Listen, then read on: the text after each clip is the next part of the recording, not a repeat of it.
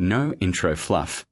I've been using the LG OLED48C5PUA 48-inch C5 OLED Evo 4K for 2 weeks. Here's the verdict.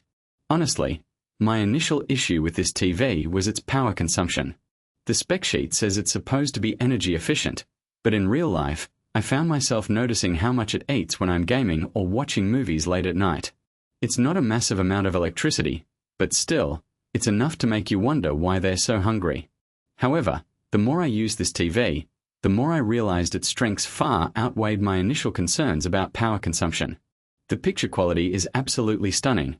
The contrast, color accuracy, and overall visual fidelity are unmatched in my experience so far.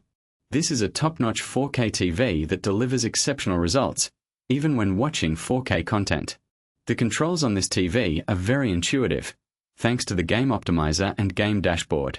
It's designed with serious gamers in mind, but still offers plenty of features for general users too, like Dolby Vision and Dolby Atmos for movies, for instance.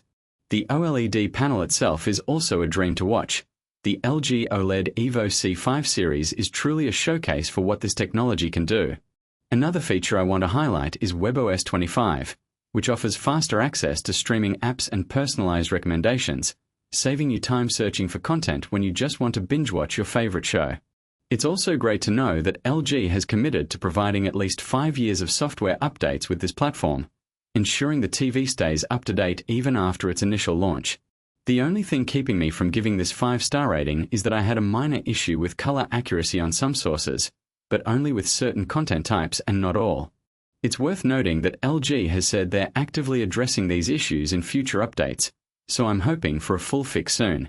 So overall, if you're in the market for a 4K TV with incredible picture quality, robust features, and an intuitive interface, this is a top choice without any doubt.